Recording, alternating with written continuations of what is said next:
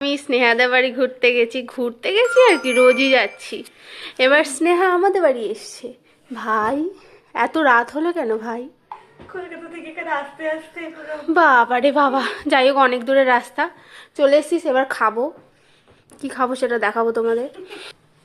নিয়ে চলে এসেছি চিকেন, কি এটা, হ্যাঁ চাউমিন। আমি আনিনি, স্নেহা এনেছে। যাই হোক খাবো এবার, আমাদের তো খাওয়া ছাড়া কোনো কাজ নেই।